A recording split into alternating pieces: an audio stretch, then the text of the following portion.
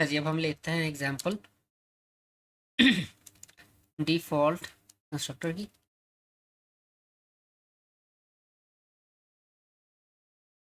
और उसके लिए जो है वो हम पुराना कोड जो है उसको यूज़ कर लेते हैं। तो मैंने कॉपी पेस्ट कर दिया और यहाँ पे हमने सिंपली क्या करना है,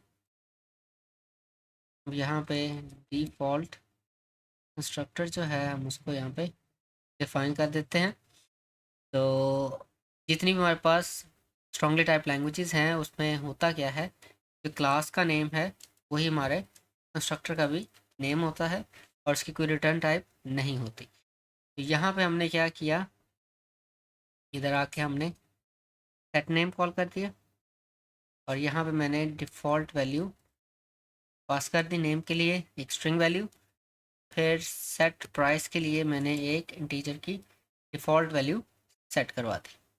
अब अगर मैं इसको कॉपी करता हूँ और इसको चलाऊँगा तो पहले हमने देखा था कि जो हमारे पास इनिशियल जब हम अपना ऑब्जेक्ट क्रिएट करते थे और उसके बाद फ़ौरन ही जब प्रिंट डिटेल कॉल करते थे तो हमारे पास गार्बेज वैल्यू आती थी। अब ऐसा नहीं होगा। हम पहले इसको कंपाइल किया, हमने चलाया, अब ये देखें गार्बेज वैल्यू की बजाय अब हमारे पास एक मीनिंगफुल इंफॉर्मेशन जो है वो शो हो रही है। अच्छा जी, इसके बाद आता है हमारे पास parameterized constructor. Next example is of parameterised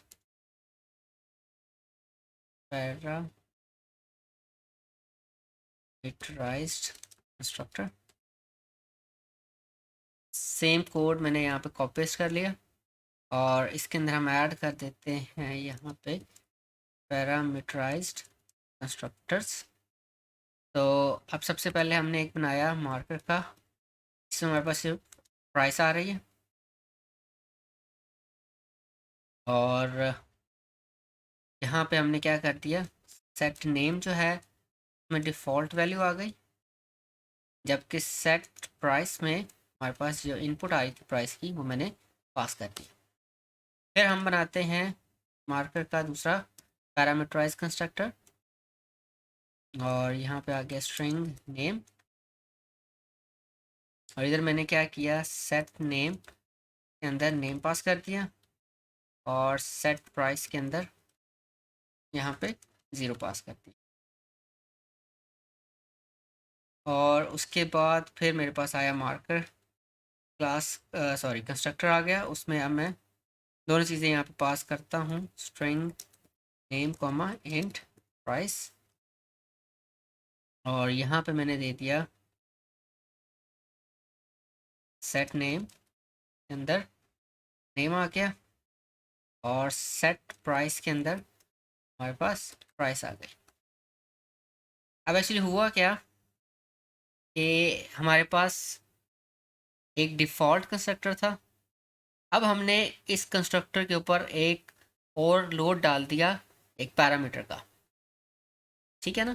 तो इसने क्या किया, इस पैरामीटर ने इस डिफ़ॉल्ट कंस्ट्रक्टर को ओवरलोड कर दिया। तो हम इस पैरामीटराइज कंस्ट्रक्टर को ओवरलोडेड कंस्ट्रक्टर भी कह सकते हैं अगर हमारे पास ये वाला एक डिफ़ॉल्ट कंस्ट्रक्टर मौजूद है। अब हुआ क्या कि ये जो दूसरा हमारे पास पैरामीटराइज कंस्ट्रक्टर है इसने इन दोनों को ओवरलोड कर दिया और यहाँ पे जो तीसरा हमारे पास पैरामीटराइज कंस्ट्रक्टर है उसने इन तीनों को क्या कर दिया, ओवरलोड कर दिया। लोड एज इन आपने डिफरेंट डेटा टाइप दे दें या आप क्या कर दें, नंबर ऑफ पैरामीटर्स जो हैं फंक्शंस के वो इंक्रीज कर दें, उससे वो चीज़ क्या हो रही है, ओवरलोड हो रही है। पिछला भी एग्जिस्ट कर रहा है और नया भी एग्जिस्ट कर रहा है। अब होगा क्या कि आप जिस तरह की वैल्यू देंगे उस तरह का कंस्ट्रक्टर जो है वो कॉल हो जाएगा। तो अगर मैं यहाँ पे वैल्यू दे देता हूँ पियानो और तब क्या होगा, मेरे पास जो ये वाला कंस्ट्रक्टर है वो कॉल हो जाएगा। मैं भी आपको चला के दिखा देता हूँ। मैंने कॉपी किया और यहाँ पे जाके पेस्ट सेव, और यहाँ पे हमने दोबारा से कंपाइल किया इसको। जब रन किया तो हमारा जो सिर्फ नेम है आप देख सकते हैं वो अनडिफाइंड से अब पियानो हो गया।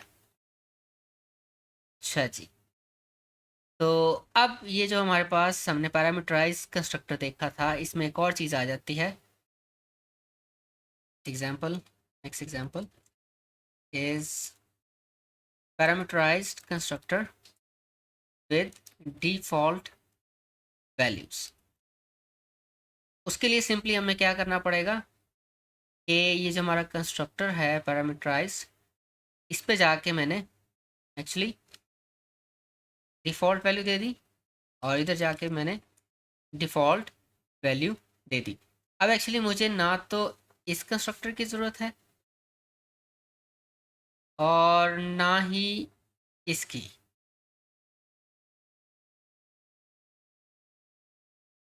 सो अब मुझे ना तो डिफ़ॉल्ट कंस्ट्रक्टर की ज़रूरत है और ना इस पैरामीटराइज कंस्ट्रक्टर की ज़रूरत है। तो हम इसको यहाँ से लेके यहाँ तक मैंने कमेंट कर दिया। पर ये नहीं चाहिए, और एंटर दबा देते हैं।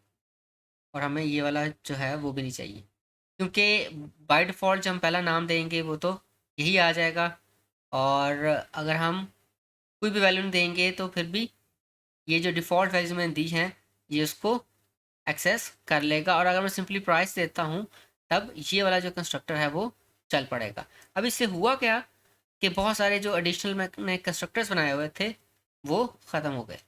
मैं इसको रिमूव करके आपको दिखाता हूँ। ओके, अब जो है सेम कोड है, लेकिन अब इसमें से हमारे पास जो है वो कंस्ट्रक्टर्स जो हैं वो कम हो गए। नंबर ऑफ कंस्ट्रक्टर्स जो हैं वो कम हो गए हैं। हमारे पास जो सिंपल नेम सेट कर रहा है वो भी नहीं है, प्राइस वाला एक मौजूद है, और एक फुल है जिसमें हमारे पास सारे जो एट्रीब्यूट्स हैं उसकी वैल्यूज़ हैं और विद देयर डिफ़ॉल्ट वैल्यूज़। अच्छा जी, अब हम इसको सेव कर लेते हैं, और मैंने क्या किया, इसको कंपाइल किया।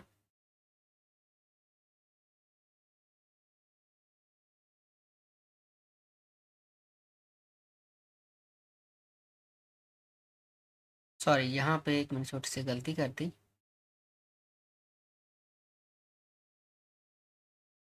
इधर प्राइस इक्वल टू 0 करने, क्योंकि ये इंटीजर वैल्यू है, स्ट्रिंग वैल्यू नहीं है।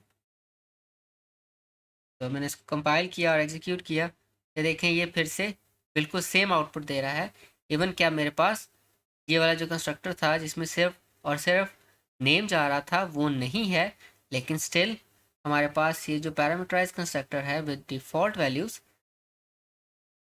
ये वर्क कर रहा है, और ये नेम भी सेट करवा रहा है। प्राइस की वैल्यू इसने बाय डिफ़ॉल्ट 0 सेट करवा दी। ठीक है। अच्छा जी, अब यहाँ पे आ जाते हैं।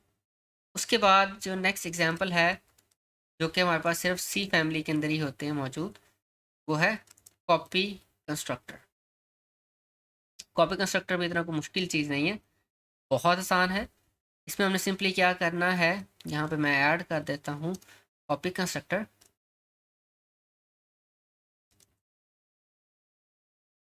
तो यहाँ पे आ गया मार्कर की क्लास आ गई, और इसी के अंदर मार्कर का ही एक हमने रेफरेंस पास कर देना है, ओबीजे मार्कर। और यहाँ पे मैंने क्या किया, मैंने सिंपली सेट नेम कॉल करना है, और इसमें मैंने क्या कर दिया, OBJ marker dot gate name कर दिया। वहाँ से नेम गेट किया, यहाँ पे सेट करवा दिया। फिर सेट प्राइस आ गया, तो सेट प्राइस इंफॉर्मेशन कहाँ से आएगी, ये जो मार्कर है वहाँ से हमने गेट प्राइस कर लेनी है। तो कॉपी कंस्ट्रक्टर में सिंपली क्या कर रहे हैं, हम एक्चुअली इसका गेटर फंक्शंस कॉल कर रहे हैं जो हमारे पास इनपुट आ रहा है, और हमारी जो क्लास है हम उसी के सेटर फंक्शन कॉल करके अपना काम कर रहे हैं।